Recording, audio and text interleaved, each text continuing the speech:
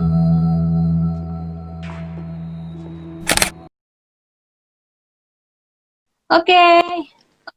ini dia.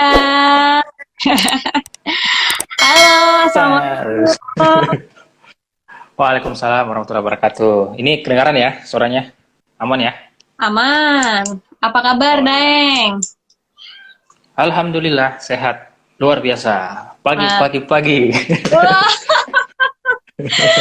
perlu ini nggak nih? Joget-joget Mars TDA dulu nggak? Nggak usah. Habis durasi. Oh, siap.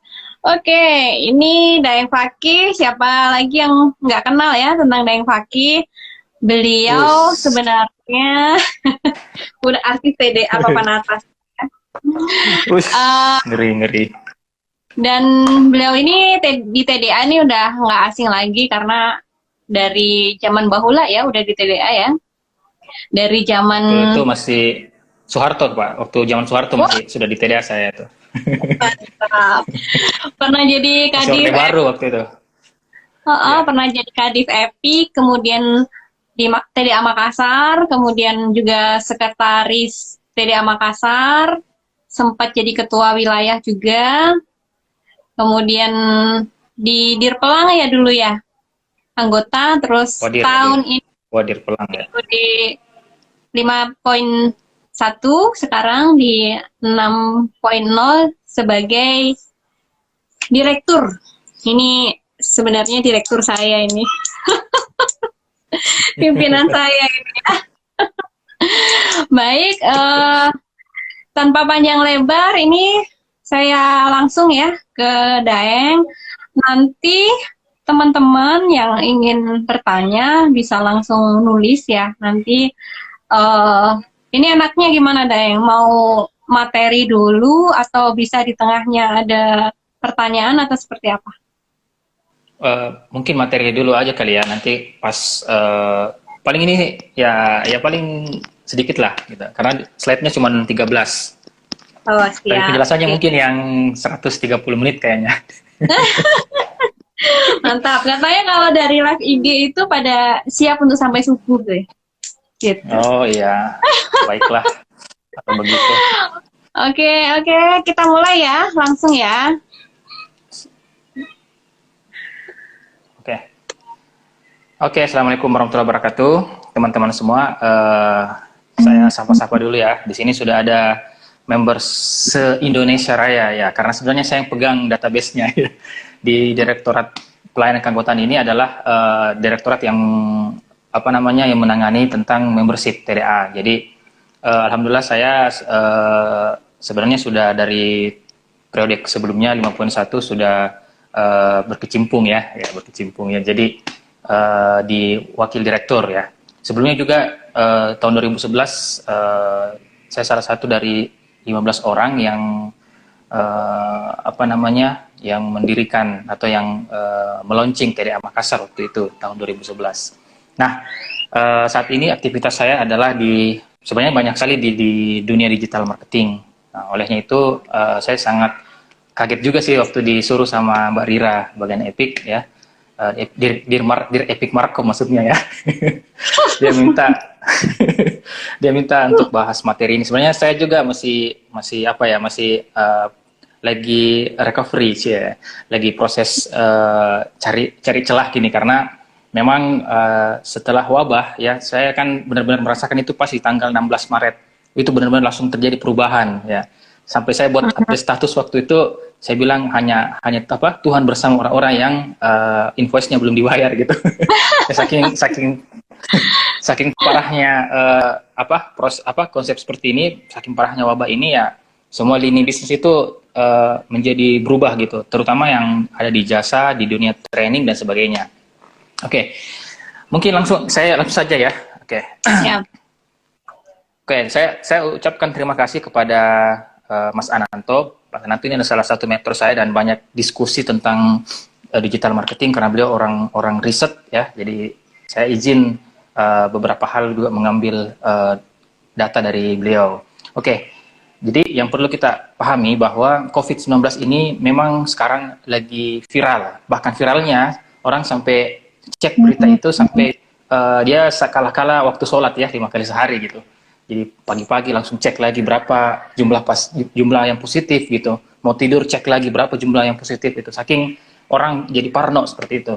Nah di sini di data yang ditulis atau yang di riset oleh Indonesia Tracker, jadi ada 85% orang aware dengan COVID-19 ini dari mereka mendapatkan informasi itu dari sosial media, dari Facebook, dari Instagram, Line, dan sebagainya. Kemudian 83% itu dari TV, dari berita di TV, kemudian dari WhatsApp, kemudian artikel-artikel online ya kayak detik.com dan YouTube. Nah, kemudian 15% yang not aware, jadi tidak begitu mengetahui atau tidak terlalu memahami atau tidak terlalu I don't care lah seperti itu. Mungkin ini masyarakat bukan netizen ya seperti itu. Nah, ini yang perlu kita pahami. Nanti sebentar saya akan bahas ke bagaimana akhirnya terjadi perubahan atau tren digital marketing ini ketika kita masuk di wabah tuh. Dan ada beberapa tips-tips juga nanti yang di akhir sesi nanti saya akan share. Ini pengalaman saya ya. Bisa juga nanti kalau ada teman-teman yang kasih saran atau kasih masukan, silahkan monggo. Next. Bisa dilanjut Mbak filenya? Mbak? Ya. Ya. Nah, ternyata COVID ini ternyata COVID ini membuat orang-orang, ada yang tanda kutip yang membuat kepanikan gitu. Saking paniknya, inilah presentasi apa-apa saja yang dibeli. Saking paniknya, panik buying lah bahasanya gitu. Dia selama COVID-19 ini, jadi hampir 60% orang mencari atau membeli hand sanitizer. Itu sampai waktu itu saya sempat live di Facebook karena saking banyaknya orang bikin hand sanitizer, ada yang sampai bikin e-book lah, di share di grup WA. Akhirnya saya cari salah satu narasumber yang bisa menjelaskan tentang hand sanitizer. Oke. 60% hand sanitizer, kemudian yang 58% itu masker, ya. Kemudian vitamin, sabun, tisu, kantong belanja, snack, home clean, pembersih rumah tangga, kemudian obat flu, instant food, ya, popok ya, popok juga lagi laris ya. Makanan bayi sampai asuransi kesehatan juga ini sangat banyak orang yang membeli waktu itu, waktu wabah seperti itu. Nah ini yang data yang perlu kita pahami. Nanti ada kaitannya juga di bagaimana strategi kita untuk memasarkan. Next, bisa lanjut lagi slide-nya. Oke, agak ke tengah sedikit Mbak ya. Oke. Nah, dari keadaan tadi, nah akhirnya banyak ke atas dulu Mbak. Ke atas dulu. Lewat slide-nya. Oh. Slide-nya lewat. Ya. Ini? Oke. Jadi, ya. Nah, salah satu yang membuat tadi presentasi tadi itu adalah beberapa hal panik buying yang terjadi ya. Panik-panik amat sih sebenarnya, tapi lebih orang tingkat untuk belanja itu lebih besar. Nah, di sini pertama adalah kelangkaan produk sanitasi ya.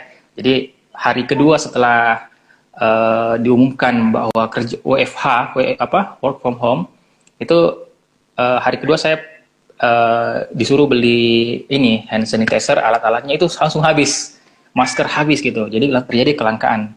Kemudian yang kedua, next, Mbak.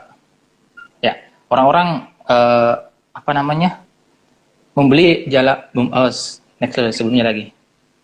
Kelewatan. Ini? Ya. Ya. Nah, orang-orang membeli lebih banyak dari sebelumnya gitu. Sebenarnya saya juga terjadi juga sama keluarga saya juga ya. Jadi orang awalnya ada namanya belanja bulanan, ini akhirnya jadi belanja 3 bulanan ya. Jadi saking saking orang ya karena ada arahan dari pemerintah untuk kerja dari rumah, beribadah dari rumah, ya seperti itu. Jadi akhirnya orang membeli, people buying lebih banyak daripada sebelumnya. Kemudian next, ya berikutnya adalah perubahan aktivitas. Ya, ini perubahan aktivitas yang terjadi. Ini agak kecil mungkin tulisannya, tapi saya coba akan baca. Jadi ada terjadi shifting, ya, perubahan pola hidup sebenarnya, gaya hidup atau pola hidup yang sehat gitu. Jadi orang sangat kebiasaannya menjadi sering mencuci tangan, kemudian sering mengkonsumsi air putih, kemudian makan buah dan sayur. Nah, ini perhatikan ya, perhatikan ini data-data ini, nanti kita akan bahas apa-apa saja peluangnya, apa-apa saja strategi yang kita bisa bangun. Kemudian orang mengkonsumsi vitamin lebih tinggi 48%, kemudian obat flu 32%, kemudian konsultasi ke dokter, ya, konsultasi ke dokter itu 30%, dan aktivitas olahraga dan fitness. Kemudian orang meninggalkan, ya, kalau tadi di atas adalah shifting, orang yang cenderung untuk melakukan, di bawahnya itu kategori declining. Nah, ada ya tadi seperti yang terjadi di teman-teman yang ini, itu adalah nonton di bioskop itu berkurang, meeting sama teman berkurang, kemudian dan sebagainya lah, seperti itu. Next, ke bawah lagi. Ini juga jadi yang jadi prioritas sekarang adalah orang-orang menjaga imunitas, jadi ya beli vitamin dan sebagainya. Inilah yang menjadi kata kunci. Next. Nah, berikutnya adalah kebiasaan. Nah, ini dia, kebiasaan digital behavior. Apa yang terjadi ketika orang-orang work from home, sekolah dari rumah, ibadah dari rumah. Nah, yang pertama, yang paling top, paling banyak orang download itu adalah Google Classroom. Kemudian Ruang Guru, ya, dan ketiga aplikasi Zoom, ya, yang saya pernah update status, semua akan Zoom pada waktunya, ya, karena memang tinggi. Kemudian game, hangout, dan seterusnya. Jadi ini online learning aplikasi. Kemudian ya aplikasi-aplikasi buat kantor juga itu langsung jadi tinggi seperti itu. Next lagi. Nah, berikutnya adalah ketika di rumah. Nah, ini terjadi ada dua hal. Setelah orang kerja bosan, itu pasti cari hiburan, ya. Jadi ada gaming dan entertain. Di sini kebanyakan orang mencari film Hollywood dan film Korea, ya. Kalau Mbak ini pakai film Korea juga, ya? Kemarin nonton, ya? Crash Landing of You, ya, gitu ya. Sudah selesai 3 episode. 3 session. Oke. Ya, nanti di pertanyaannya sudah banyak yang bertanya ini. Ya, summary-nya ini bisa teman-teman baca, karena ini bahasa Itali, ya. Coba di atas dulu, balik dulu, Mbak. Ini? Nah, ini summary-nya, ya. Jadi intinya gini, saya mau sampaikan bahwa mau tidak mau teman-teman pelaku UMKM atau teman-teman pelaku bisnis akhirnya akan digital marketing, gitu. Akhirnya memilih pemasaran digital. Kenapa? Karena ya orang sudah dibatasi ruang geraknya secara offline. Jadi yang kemarin bahkan anak saya yang usia preschool itu sampai dia bikin Zoom, sampai ada meeting Zoom-nya sebelumnya gitu, belajar dari Zoom gitu. Apalagi kita yang pebisnis gitu. Jadi mau tidak mau digital marketing ini menjadi salah satu hal yang dipaksakan, ya, sebahasa tanda kutip dipaksakan. Nah, apa-apa saja next. Ya, apa-apa saja yang menjadi apa namanya yang perlu diperhatikan dalam digital marketing ini ala work from home. Yang pertama adalah terjadi yang namanya remote team. Jadi yang biasanya meeting-meetingnya offline, ini sekarang akan dibiasakan untuk bekerja atau meeting secara remote seperti itu. Nah, biasanya di sini teman-teman nanti bisa menggunakan aplikasi pendukung kayak apa lagi namanya nih? Ya salah satunya tadi Zoom sama Trello ya. Trello juga itu untuk buat remote team. Yang kedua, bagi teman-teman yang saat ini berjualan ya, jualan offline, maka sekarang itu yang kedua yang perlu diperhatikan adalah menambah layanan delivery. Gitu, menambah layanan delivery karena layanan delivery ini salah satu value yang sangat dibutuhkan oleh konsumen saat ini. Yang ketiga, nah ini personalisasi pelanggan. Apa maksudnya personalisasi pelanggan? Kalau dulu kita menganggap pelanggan itu digital marketing sebagai sebatas follower dan sebatas likes fanpage, misalnya apa ya, kayak halo Mbak. Iya, Mbak Nurul. Iya, Mbak Nurul. Kalau dulu misalnya main Instagram, bikin caption di Instagram itu sangat formal gitu ya. Iya, betul. Sangat formal. Nah, mulai sekarang adalah kita sekarang mulai membuat konten-konten di Instagram, di Facebook, benar-benar itu ada personal touch-nya. Jadi terasa personal. Jadi misalnya kita jualan baju gamis. Nah, kalau dulu kita bikin caption di jualan kita sangat formal sekali. Misalnya baju gamis size XL, harga ini. Itu sekarang tolong dirubah ya, karena sekarang orang lebih fokus di handphone. Jadi kelihatannya memang tidak ada yang lain selain buka handphone gitu, buka belanja. Dan benar-benar Anda harus membuat caption itu seolah-olah Anda lagi berdialog seperti itu. Nah, itu ya. Jadi itu. Kemudian yang ketiga adalah konten video. Yang keempat adalah konten video. Nah, tahun 2020 ini tren digital marketing itu memang sangat tinggi. Sekarang adalah salah satu yang dianjurkan adalah video marketing. Jadi sebisa mungkin buatlah konten-konten yang menggunakan video, baik itu behind the scene, kemudian video-video testimoni, video-video edukasi dan seterusnya. Ya, salah satunya kan ini yang kita lakukan ini kan sifatnya video. Nanti kalau hasil rekamannya bisa divideokan seperti itu. Jadi memang konten video ini yang orang butuhkan. Karena begini, kalau membaca, ya ini saya ada psikologisnya. Kalau kita membaca, kalau kita melihat sebuah bacaan, misalnya artikel, itu otak kita memproses, begitu ya. Jadi kita kalau membaca keadaannya, kalau kita membaca itu, misalnya baca caption lah atau baca apa gitu, pasti memproses, pasti apa maksudnya ini ya, gimana. Jadi jangan biarkan konsumen kita dimani dengan pikiran-pikiran kayak seperti itu gitu. Beda kalau video itu kita video itu nggak mikir, orang nikmati gitu. Oh iya ini ya, oh iya. Jadi orang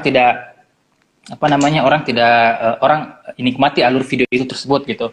Kalau bacaan, caption, artikel itu orang pasti mikir gitu. Jadi ini salah satu harus menggunakan konten video. Salah satu faktor psikologisnya. Jadi video itu membuat orang tidak bahasa anak YouTube-nya distraksi gitu. Jadi sulit mikirnya gitu. Kalau video kan orang mati seperti itu.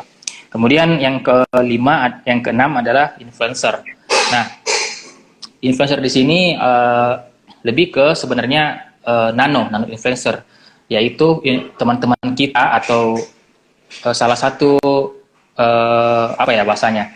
salah satu orang yang berpengaruh di sebuah komunitas tertentu.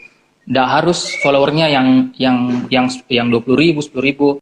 followernya 5.000, followernya 3.000, 2.000, tapi engagement rate-nya tinggi, itu sangat mempengaruhi penjualan nanti. Karena begini, ketika ya, ketika kita membuka Instagram atau buka Facebook, misalnya gini, Mbak punya teman, anggaplah teman ini sangat akrab gitu. Nah, tiba-tiba teman Anda ini dikirimin coklat misalnya, terus dia story gitu. Padahal sebenarnya orangnya biasa aja gitu, bukan selebgram gitu. Tapi karena Mbak ini temannya Mbak ini, anggaplah si B ini posting dan dia bilang, oh coklat ini bisa untuk begini-begini, pasti followernya termasuk Mbak itu akan tertarik gitu. Jadi itu namanya nano influencer. Jadi nggak harus kita beriklan ke influencer-influencer yang mahal gitu. Perlu boleh kita iklankan ke nano influencer atau follower yang sedikit seperti itu. Itu ya kalau strategi-strategi seperti itu. Iya, PPT-nya nanti di-share ya sama admin. Oke, yang terakhir tips. Silakan next. Ya, tips. Nah, oke. Jadi saya sarankan untuk tips yang pertama adalah kalau Anda belum punya maps di bisnis Anda, sekarang buatlah maps-nya gitu. Daftar sekarang bisnis Google Business Maps-nya. Kenapa? Karena di saat sekarang adalah orang-orang mencari di area sekitarnya gitu, mencari kebutuhan apa yang ada di area sekitarnya. Misalnya dia pengen beli baju apa gitu, atau pengen beli ini. Sekarang orang lebih mencari daerah area sekitar gitu, karena nanti apalagi nanti Ramadan ya, di bulan Ramadan nanti itu saya belum tahu ya, belum ada riset sebenarnya, cuman asumsi saja sih. Jadi bisa jadi nanti pengiriman yang sifatnya yang besar itu akan kesulitan seperti itu. Jadi yang pertama adalah usahakan kaulah pelanggan Anda di area sekitar, karena saat ini memang orang lagi online seperti itu. Terus yang kedua adalah, nah ini untuk pemain Instagram, manfaatkanlah fitur-fitur Instagram. Saya kemarin ada beberapa hal yang saya pakai dan alhamdulillah works.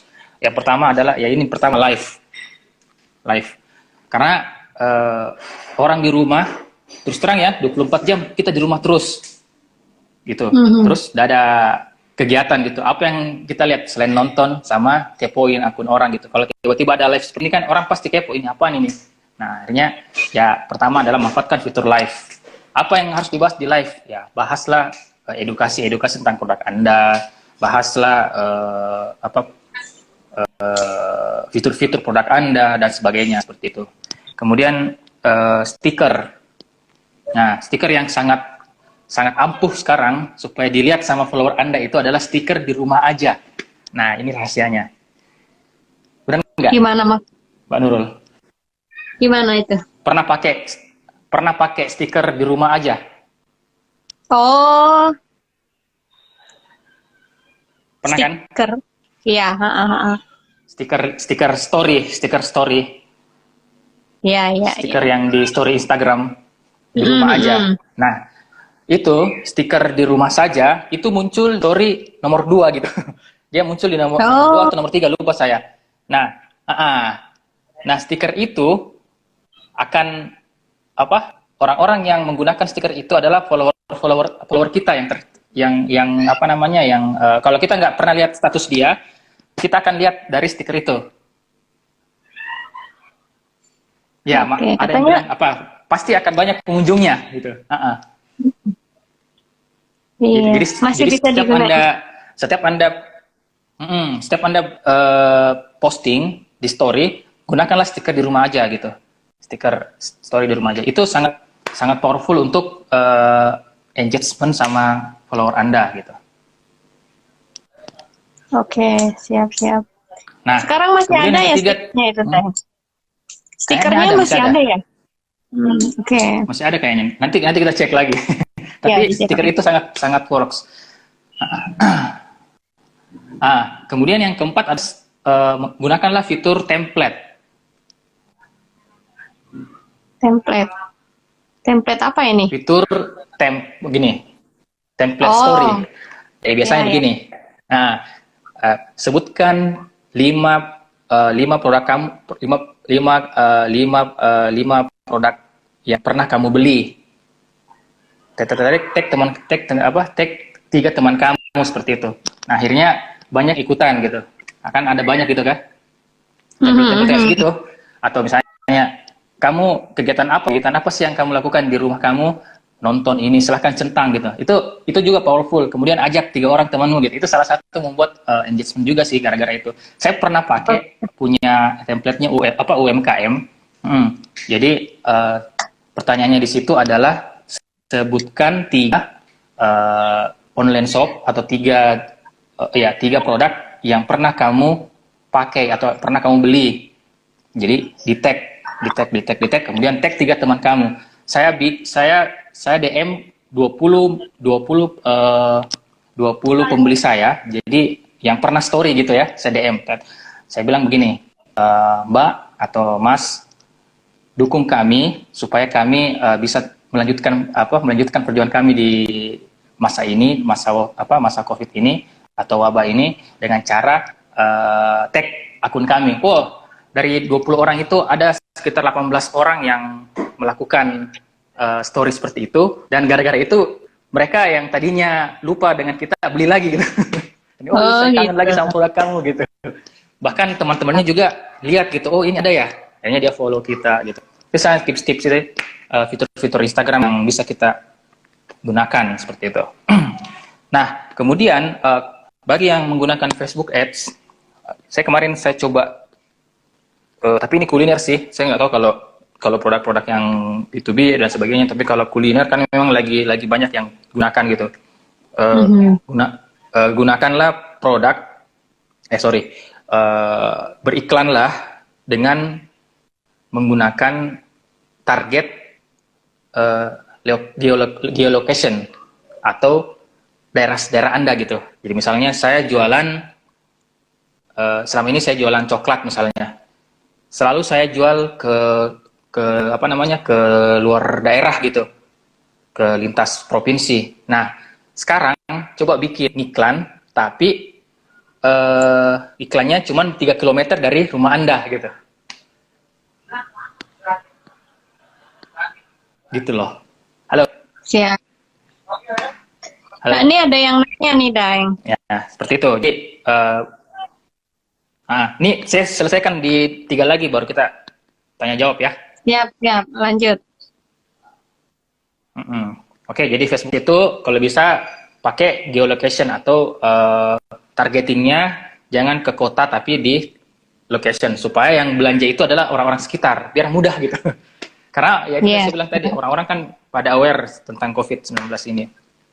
Kemudian yang keempat, kalau Anda suka nonton YouTube, punya channel YouTube, ya silahkan Anda bikin vlog yang Anda bikin itu adalah vlog-vlog edukasi ya tentang produk Anda. Nggak usah jualan sih, tapi lebih ke edukasi, karena sekarang juga pengunjung YouTube itu tinggi sekali gitu. Karena orang mau mencari sesuatu gitu, mencari informasi seperti itu. Apalagi yang masak-masak. Gitu, pasti banyak sekali tuh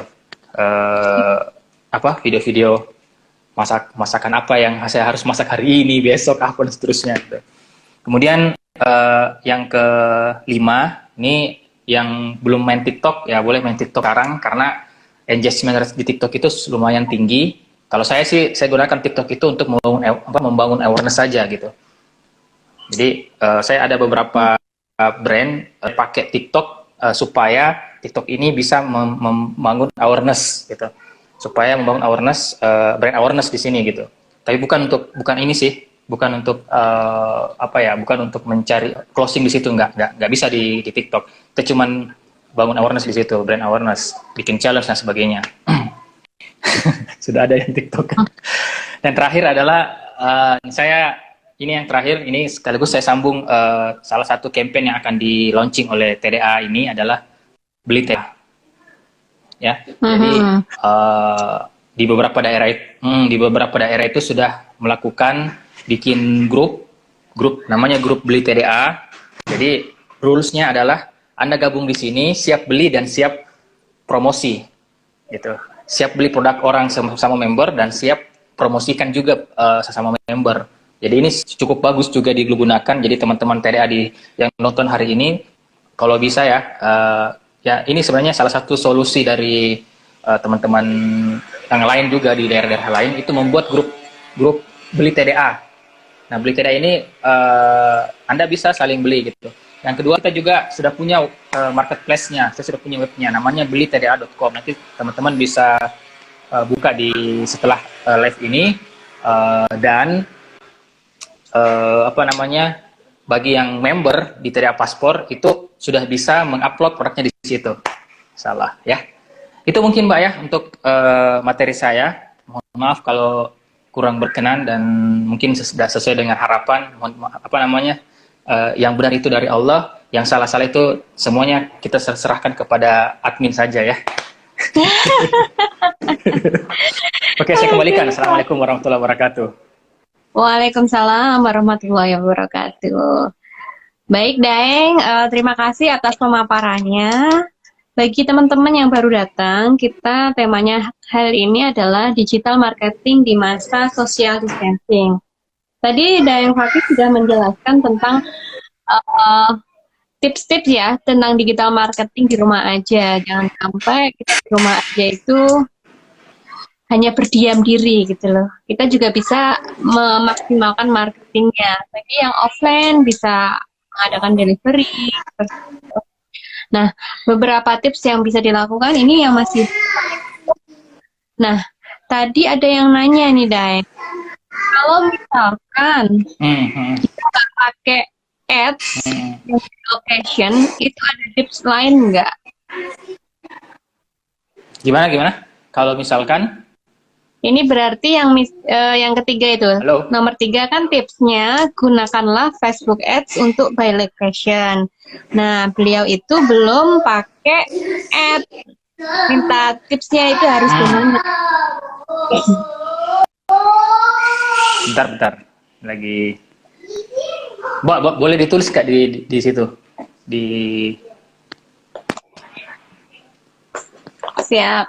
Bentar. Saya bacakan nggak jelas ya, Daeng ya? Tadi ada yang nanya, Oke, baca aja. Soalnya tadi suaranya hilang tenggelam gitu. Oh, gitu. Ya, ada apa-apa dibaca aja, ulang. Nah, ini ada yang nanya kalau misalnya tanpa ads itu ada tips nggak? Oh ya, oke, untuk tanpa ads saya juga gunakan. Jadi saat ini saya gunakan organik sama ads. Jadi kalau untuk organik ya silakan Anda bikin akun pribadi, lalu add lah orang-orang di sekitar dekat rumah Anda gitu. Jadi berdasarkan kota benar. Ya, saya lakukan itu. Jadi nerima ataupun nge-add orang-orang yang memang di daerah situ aja, jangan nge-add yang lain gitu ya kalau nggak mau ngiklan gitu. Bikin akun satu, akun organik, akun khusus branding buat toko Anda, buat jualan Anda. Tapi prosesnya agak lama sih karena harus meng-add dulu, ngumpulin sambil ini. Biasanya sih masih 15, 20, 30. Sekarang saya sudah di angka 500. Itu yang engage masih ya 3%. Jadi kalau bisa dimix lah. Kalau bisa dimix sambil ngiklan, sambil pakai organik. Kalau iklan sekarang kan kalau kita gunakan objektif interaksi, engagement itu lumayan murah kok. Itu 25.000 itu sudah lumayan ya. Yang penting kontennya bagus gitu, yang buat orang kepo gitu. Jadi bikin status, yang bikin kepo, kemudian orang kan banyak komen, itu yang di-add. Orang nanya di mana tempatnya, berapa harganya, itu yang di-add, tek gitu. Itu kalau tips untuk organik. Kalau dalam kondisi seperti ini nih, Daeng, apakah kemarin sih teman-teman itu sempat curhat ya, dia cuma ngiklan sekarang gitu, kayak nggak kerja gitu. Sebenarnya itu berpengaruh nggak sih logaritma sekarang ketika COVID sama sebelum COVID itu berubah nggak sih? Facebook, Instagram, seperti itu. Ya, ya. Saya kemarin alhamdulillah sempat ngobrol dengan Facebook marketing expert yang di Malaysia karena ini salah satu fitur yang diberikan oleh Facebook buat advertiser. Saya ngobrol, ini kalau COVID begini gimana? Apakah memang lagi mahal-mahalnya? Memang diakui, memang sekarang mahal karena behaviornya orang berbeda gitu, berubah gitu. Tapi kalau kita jualan produk yang tepat, targetingnya tepat, copywritingnya tepat, itu bisa malah bagus seperti itu. Tapi memang kalau Anda buka Facebook Ads sekarang itu ada keterangannya. Iklan Anda biasanya akan agak lama reviewnya karena COVID gitu. Mungkin karena staffnya itu ini ya, dia terlambat nggak 24 jam mungkin ya. Mungkin kerjanya setengah hari. Gitu. Iya. Iya. Nah, kalau misalnya saya ditanya apakah iklan ini ya berpengaruh. Nah, makanya sekarang kalau Anda jualan jasa, misalnya kayak saya ada 3 iklan saya cancel gitu. Maka coba mikir apa sih, bagaimana caranya supaya bisa work from home gitu. Oh, saya bikin kelas online, nah, kan bisa gitu. Jadi bener-bener work ya. Oh selama ini, iya, misalnya segini. Oh selama ini saya punya toko baju begini. Itu sekarang sepi, gimana tuh? Oh langsung aja bikin copywriting atau bikin konten, misalnya kami akan antarkan secara biar Anda di rumah yang antar begitu, bisa aja begitu. Jadi sekarang manfaatkanlah orang-orang di rumah gitu. Seperti itu. Ya, mantap. Tapi gimana Deng kalau misalnya produknya itu produk untuk sosial? Wah, malah sosial sekarang lagi banyak gitu. Kalau sedekahkan gitu kan, misalnya, yang penting lagi-lagi begini, sosial media itu kan intinya adalah gimana caranya kita menginformasikan ke orang dan orang itu merasa ini sesuatu yang penting gitu. Misalnya kayak sosial. Kalau sosial ada malah sampai kayak Najwa Shihab itu sampai 7 miliar ininya fundraisingnya kan, dari dia tidak minta sumbangan tapi dia bikin sesuatu yang kreatif, misalnya konser dari rumah. Itu kan sesuatu yang kreatif, makanya kuncinya adalah konten dan itu tadi apa yang Anda kemas gitu. Kalau kemasannya bagus kemudian tepat, itu bisa boom gitu. Makanya tadi kayak misalnya sosial itu sekelas ya walaupun memang Najwa Shihab ini seorang influencer tapi public figure ya, tapi ya bisa kita lihatlah pembelajarannya bahwa orang bisa menyumbang kalau memang betul-betul kemasannya bagus seperti itu. Siap, oke. Terus ini ada yang nanya, kalau misalkan bikin semacam kayak kuis-kuis kecil di IG itu bagaimana, Kang? Bisa. Bikin kuis itu kalau kuis saya biasanya ngiklan atau kasih ke influencer, kasih ke iklankan di akun-akun publik. Misalnya saya mau bagikan 3 voucher gratis produk A gitu. Syaratnya gampang, komen di bawah ini, tag temanmu 3 orang dan seterusnya. Atau share postingan ini ke DM-mu gitu. Siap. Tapi kalau mau boom cepat pakai iklan. Oh, oke. Tadi kan disarankan untuk pakai video ya daripada cuman foto atau artikel dan lain sebagainya. Tapi ada yang ngeluh nih kadang kelamaan nih bikin video lihat video malah di skip gitu. Itu apakah sebenarnya pemikiran netizen sekarang seperti itu atau malah justru kepo ya, Dai? Ada 2 hal sih. Pertama, dia sayang kuota. Ya, mantap. Skip itu karena wah ini.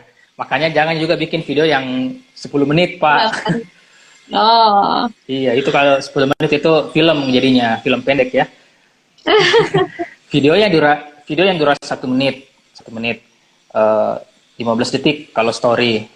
Kalau agak panjang 3 menit. Ya paling lama paling panjang itu 3 menit. Tapi bukan video terus gitu ya, di mix. Misalnya video, foto gitu. Cuman saat ini kalau mau ngiklan, kalau mau gunakan advertising atau beriklan apa saja, orang lebih suka dan ini belum saya belum uji sih, tapi beberapa teman yang bilang sekarang itu lebih didahulukan algoritma video ketimbang yang lain. Berarti bisa dikatakan bahwa untuk iklan itu lebih ngena di video ya daripada foto. Video, benar. Karena saya tadi malam coba 2 iklan, 1 iklan foto, 1 iklan video. Yang ini sudah sekarang alhamdulillah Rp5 per engagement ininya hasilnya. Yang ini masih 100 gitu. Jadi video ini yang luar biasa work sih. Dan sebenarnya di video ini saya sudah menjelaskan ini tapi bertanya lagi, ini lokasinya di mana gitu. Well, isi video itu menggambarkan ini lokasinya loh. Artinya apa? Kalau yang bertanya itu orang tertarik tapi sayang kuota gitu. Tapi tidak apa-apa. Kelebihannya juga video, kita bisa database-kan. Kita bisa iklankan ulang view penonton video itu, kita bisa custom audience kalau bahasa Facebook Ads gitu. Dan kita bisa retargeting. Itu sih salah satu keunggulannya kalau di dunia advertising. Ya, bisa jadi yang awal-awal video itu cara yang menarik ya. Jadi orang tuh jadi kepo gitu. Mau tetap nerus ini videonya apa sih gitu ya, Daeng ya. Ya. Salah satu terus, misalnya Anda mau bikin kelas online, sebelum Anda bikin kelas online, ya bikin dulu live webinar free gitu. Nah, itu baru jualan gitu. kayak gitulah gitu. Iya. Terus kemudian tadi kan ada yang FB Ad itu kan nge-reach di location ya, by location. Itu baiknya seperti apa? Yang terdekat ya, berarti nggak perlu kota-kota yang terbesar atau gimana? Soalnya ini yang tanya itu usahanya jasa. Jadi bisa di dalam dan bisa di luar kota. Oh, kalau jasa dalam dan luar kota ya ditargetkan sesuai kotanya. Tapi kalau mau tapi ini butuh riset lah. Misalnya anggap di Kota Makassar, di daerah mana yang menurut Anda daerah tersebut yang paling sering menggunakan jasa Anda gitu. Itu pakai location di situ. Ada di Facebook Ads itu namanya Maps. Kalau pas tentukan titik lokasi itu pasti ada drag yang warna merah itu drag set. Nah, itu maksudnya di situ. Jangan pakai kota pada umumnya gitu. Karena pada umumnya itu kan orang itu tadi kalau saya sih mubasir lah seperti itu. Jadi saya biasanya menggunakan titik-titik lokasi aja yang kira-kira asumsi atau by riset bahwa daerah sinilah yang sering menggunakan jasa saya misalnya. Kalau misalnya di Makassar itu rata-rata yang sering menggunakan jasa antar ini dekat-dekat yang gudang-gudang gitu. Di daerah-daerah Sudiang misalnya, daerah-daerah Tambalan Rea, maka saya iklankan daerah situ. Kalau misalnya jangan di situ, di rumahnya aja. Di mana rumahnya? Daerah-daerah misalnya daerah-daerah Losari, Pantai Losari, saya iklankan di situ. Itu sih maksud saya. Tapi ini agak ribet sih, cuman saya kemarin pakai ya lumayan bagus gitu. Karena memang tertarget daerah dekat situ. Ya, berarti grup FB daerah itu masih efektif ya untuk jualan, untuk iklan. Iya. Sebagai informasi nanti postingan dari tadi Daeng presentasinya nanti akan di-share ya di komen gitu. Terus ada yang nanya lagi nih Daeng. Jadi posting di IG itu harus sama nggak sih sama FB? Ini untuk kuliner. Kuliner ya? Dia apakah harus sama? Karena feedbacknya ternyata yang didapetin tuh beda gitu antara Facebook sama Instagram. Dia lebih ke bagusan Facebook untuk kuliner. Harus disamakan. Kalau saya mau bikin analogi, Kalau di Instagram itu feed itu harus elegan. Ya, kuncinya kalau di Instagram itu feed-nya harus elegan. Karena memang dia adalah apa namanya? katalog online. Jadi harus keren gitu, harus menarik gitu. Dan memang marketnya di sini beda. Kalau di Facebook receh, semakin receh semakin bagus gitu. Jadi gitu. semakin fotonya semakin apa ya, semakin bukan kekinian sih bahasanya, semakin natural itu semakin bagus kalau di Facebook. Karena saya kadang menggunakan foto bagus di Facebook itu nggak berpengaruh sebenarnya. Ternyata seperti itu. Malahan orang lebih suka yang ini. Jadi ya kalau memang ibu siapa ya, Mbak atau Mas, Mbak ya. Kalau misalnya Mbak lebih banyak penjualannya di Facebook dan menggunakan Facebook Ads, ya berarti prioritaskan di Facebook Ads, prioritaskan konten-konten yang menurut di Facebook itu lebih bagus gitu daripada di IG. Seperti itu.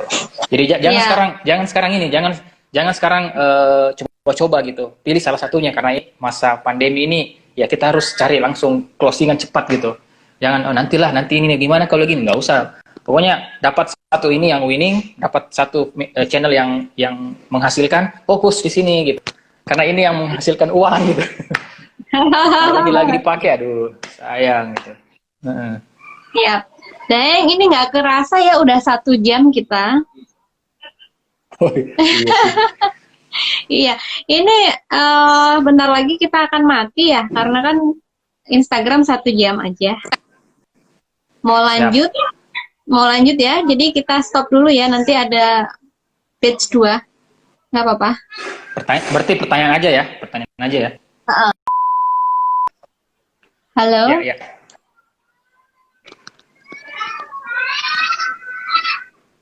Siap.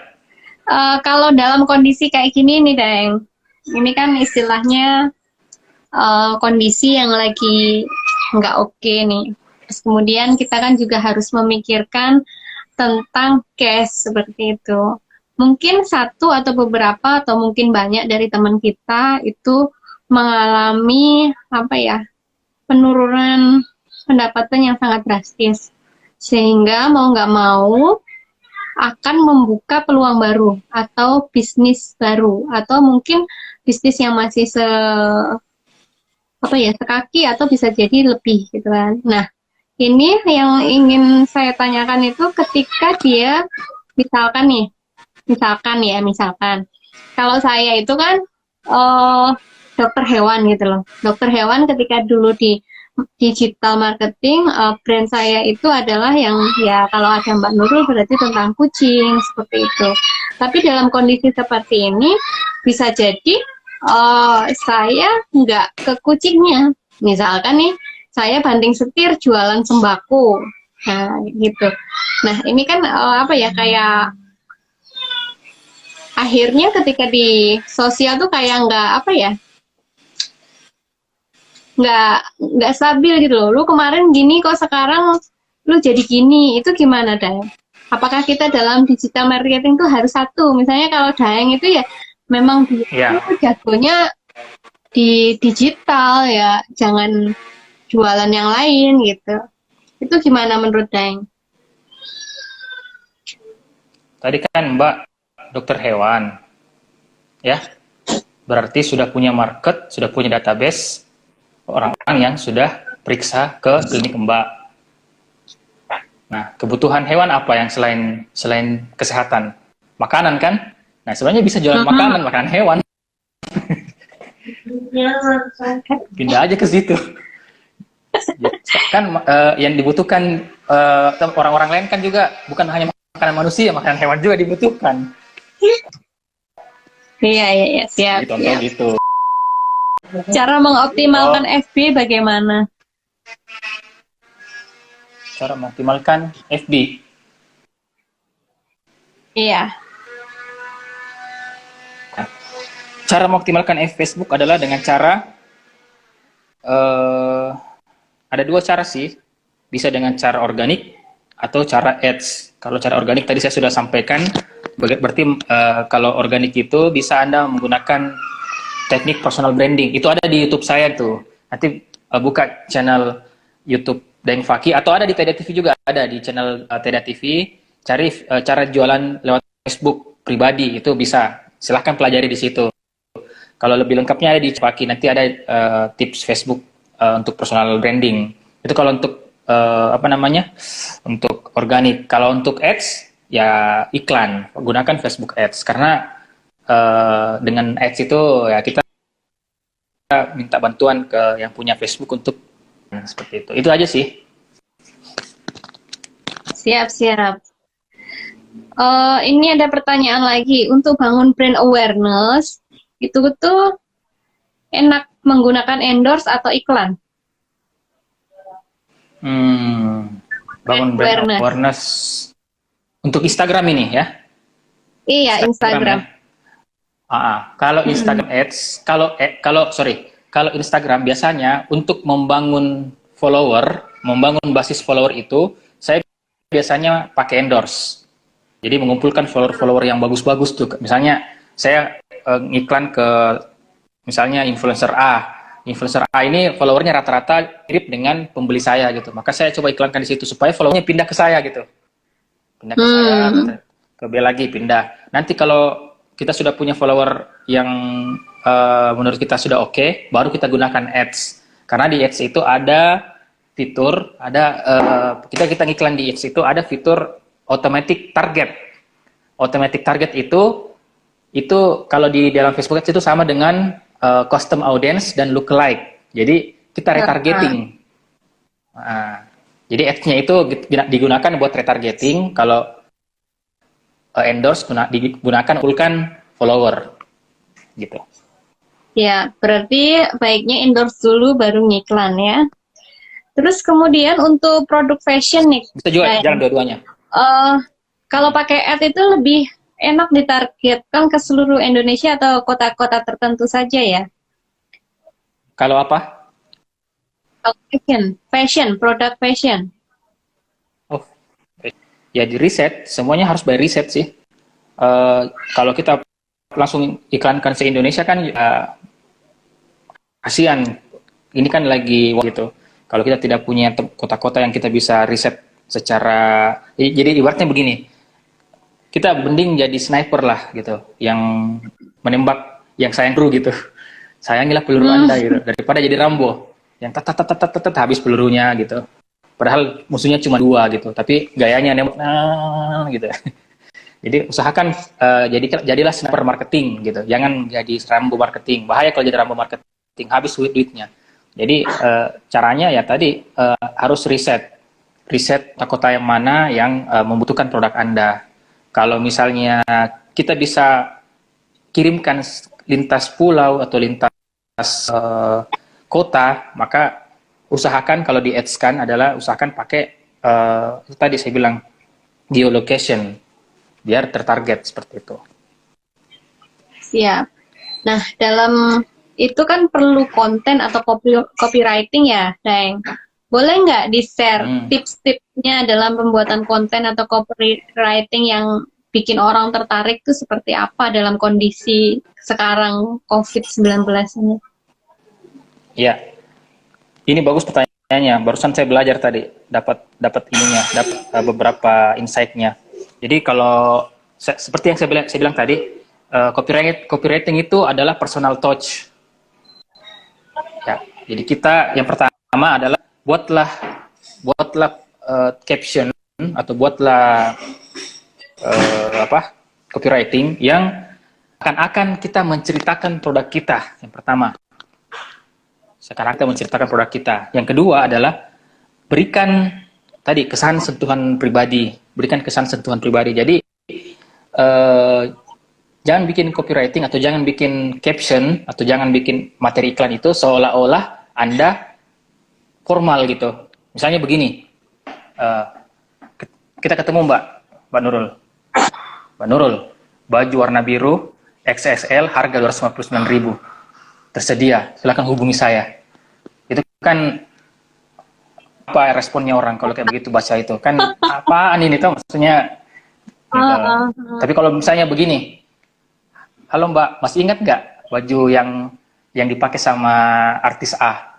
yang itu loh, yang kancingnya warna-warni. Nah, itu sekarang kami jual, harganya terbatas. Dia 3 XSL, ini. Kalau mau hubungi ke WA ini. Jadi kita ngobrol gitu. Kita ngobrol sama konsumen kita gitu. Jangan bikin copywriting itu kayak caption itu kayak apa ya? Kayak kita bicara sama robot gitu. Kita bicara sama tembok. Itu tadi yang kedua ya. Jadi buatlah caption seakan-akan kita menceritakan produk Anda, kemudian berikan alasan untuk berikan kesan sentuhan pribadi atau personal touch. Kemudian yang ketiga, berikan alasan untuk customer kenapa harus beli produk itu biasa ya. Yang keempat, berikan ekspektasi kepada customer jika membeli produk tersebut. Yang kelima, tuliskan fitur-fitur produk yang dijual. Yang keenam, tuliskan prosedur, gimana caranya mendapatkan produk ini. Dan yang terakhir adalah berikan info jika produk itu terbatas. Itu sih 7 tips untuk buat copywriting. Masya Allah, luar biasa. Ini nanti harus siaran ulang dulu nih. Yang nggak nyimak harus tergantung 1 sampai 7. Tergantung gimana? Tergantung bayarannya. Aduh, ini malah si Om Usman bilangnya katanya kita live duet dokter hewan sama Daeng Fakih, ketua ID ya. Emang ketua ID? Enggak ya Daeng ya? Iya, Ikatan Tandaeng Indonesia, ID. Oh, itu maksudnya. Iya, siap. Oke.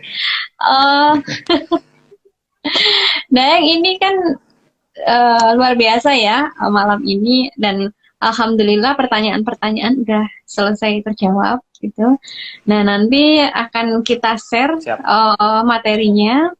Nanti share di mana ya enaknya? Di IG juga aja ya. Nanti di story. Nanti teman-teman bisa ngecek lagi untuk materinya gitu. Dan live IG ini akan terus berlangsung, Daeng. Kalau hari ini bersama Daeng, nanti hari Rabu kita kedatangan Pak Silih Agung Waseso. Itu yang praktisi PLS. Jadi jangan sampai terlewat hari Rabu jam 7:30. Kemudian hari Jumat kita kedatangan Bang Hernawan Adiwibowo. Sekarang yang lagi ngetrend. Itu the real investor kelas kakap dunia akhir itu.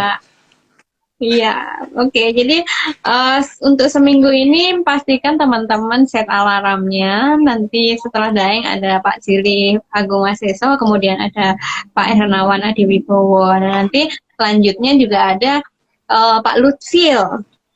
Kemudian Bu Yuyun juga mau masuk lagi. Dan juga terus ada juga Muhammad Wahib Herlambang ya, Roti Kembang Kota Raja. Jadi sangat terkesan kalau misalkan nggak hadir di sini gitu. Nah, nanti semua live IG ini nanti akan naik di TDA TV, Daeng. Nah, ini kalau misalnya ada yang nanya mau belajar sama Daeng, kemana ini? Aduh. Ya nanti bisa, kalau informasi biasanya saya banyakkan di Facebook sebenarnya, Facebook sama IG. Namanya juga Daeng Fakih, sama aja sih Daeng Fakih di Facebook, di IG. Ya, nanti kalau untuk bulan ini ya rencananya ada 2 kelas yang saya mau bikin, kelas berbayar tapi ya Instagram sama Facebook Engagement Booster, Ads Booster. Nanti kelasnya e-course, jadi videonya nanti step by step. Gitu. Kira-kira nanti kesannya nanti saya ngiklan lagi, bahaya, jadi lanjut aja terus ditutup aja. Siap, oke. Sebelumnya terima kasih banyak ya Daeng ya udah join bersama kita di TDA.